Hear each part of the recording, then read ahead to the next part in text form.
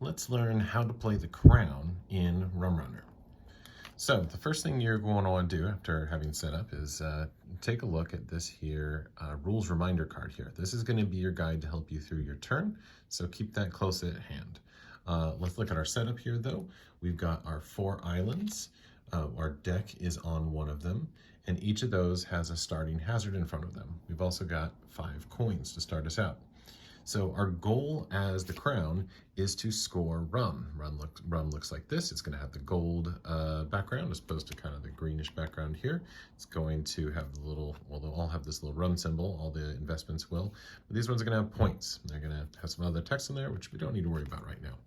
But your goal is to play this rum down to one of your islands, invest in it over time until it gets to its threshold here. So when this card gets to 2 coins on it, it's going to score for 1 point. So let's not learn much about the game. Let's just go right into how I might score a card. So at the beginning of my turn, I can reveal any funded investments. That's what we're trying to do with our rum. We don't have any of those. So then I get to take 3 actions. One of the actions I can do is get money. We have some money right now. We could get some more. That's fine.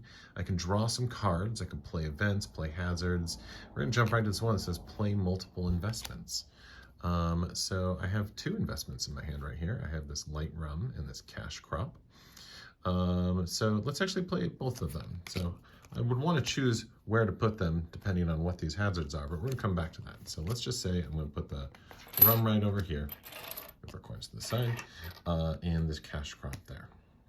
So that's one of my 3 actions I can take for the turn. So the next thing I want to do is to that invest action. I'm going to pay money onto any number of my cards. So I can pay 1 coin onto each. So I can play for an action, a coin onto each of those. That was onto my cash crop, and that's onto my rum. Then as my 3rd action, I could take that again, put 1 coin onto my rum, and I'm out of action. So at this point, I draw a card into my hand. Let's see what we get. We get another hazard. We'll look at those later. And discard a card if I have more than 5. I don't. I have, what do I have now? 4 cards. So that was my turn, at which point the pirate player would go, but we're not going to worry about the pirate. We're just learning how to play the crown here. We're learning our own game. So our next turn resumes, and at the start of our turn, what do? We may reveal funded investments. So right here, we got this rum card. It's got 2 money on it. It's got threshold 2, so we may reveal this. Now we don't have to. In this case, we want to, but you don't have to. So what happens?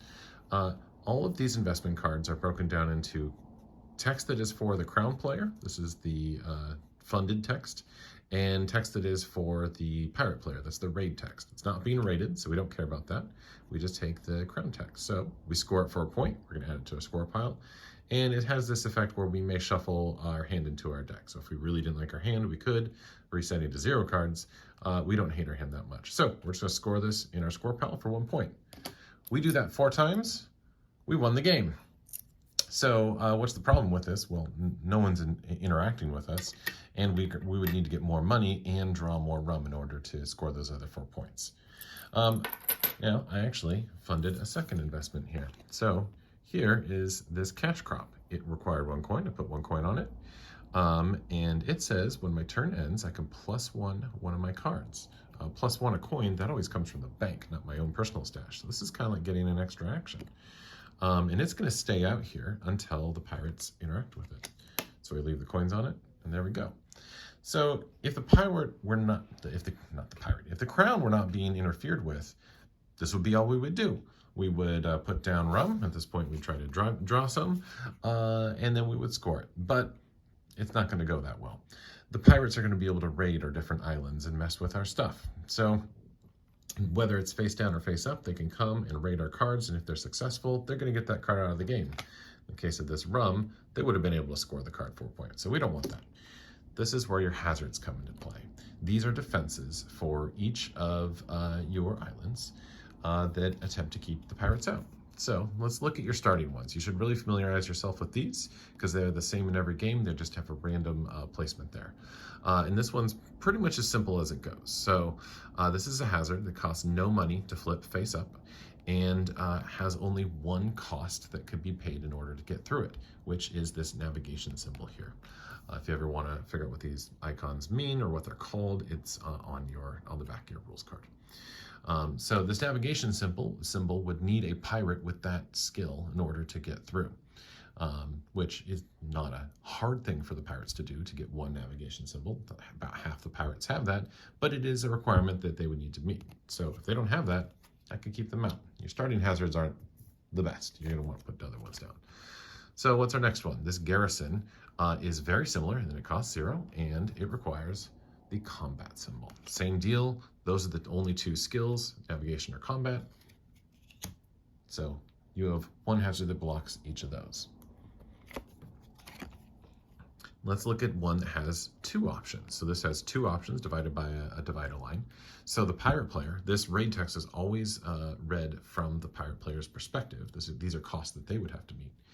So they can either pay 2 coins to get through this hazard, or the crown will gain 3 and the pirates will get through the hazard because they're able to successfully pay that cost. It didn't cost them anything. They gained 3 from the bank, or we would gain 3 from the bank. So this is more of a tax card. Gain money as they go through, or reduce their money. And then our last starting hazard is a Rowdy Tavern here. It has a cost that they would have to discard 2 cards, or their ship is going to get an extra coin on it, which is basically going to slow down their ability to raid, and this card would get another coin on it, keep it alive for longer. So these hazards, all these started ones cost 0, other ones will have cost. They are one use unless you put additional coins onto them. So if this island were being raided, I could spend some of my coins to essentially give extra lives to this hazard. So the first time it was dealt with, or first time it had its effect, it doesn't matter if they get through or not, our coin is removed, and the second time another coin would be removed, the third time it would be expended. So your money is used to essentially decide how long your defenses are kept up, and for how long and for how strong they might be. So you notice that we had other hazards in here. There's these privateers that we had. These cost 1 and have lots more options to stop the crew, including trashing crew. We also drew this Kraken here, which is a nice one that requires 3 combat symbols, and if they can't put that together, you're going to trash their ship. So I know I'm only describing the crown here, so it's hard to know what the pirates are able to bring to bear. But basically everything here is to slow them or stop them. They have a mix of crew. Each crew is going to have a navigation symbol, a combat symbol, or neither. And so they'll need to actually be paying attention to what you have and trying to get through it. So if we go back to our card here, we said we could take an action to gain 2 money from the bank, just like that. We can take an action to draw until we have 5 cards in our hand, which in our case would be to draw 1. We can play an event. So there's not a lot of these. This is your most standard one you're going to play, which is Royal Decree event. You can see the little type symbol there.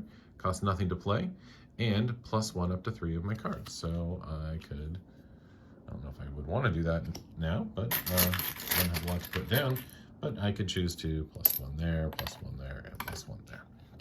Event cards, you play them, and then they go in your discard pile, and then they're done. Then what else do we have here? Play a hazard. I think that's the only one that we haven't done. No, we got one at the bottom there. Play hazard. To play hazard, you take a hazard from your hand, like this reef card that could trash their ship if they don't have enough navigation. Put it in front of an island, and that's it. For an action, you could put it face down. You don't pay for it now. You would pay for it later, and that's how that would go. Alongside there. The last action is you can take all the money on a card, return it to your hand.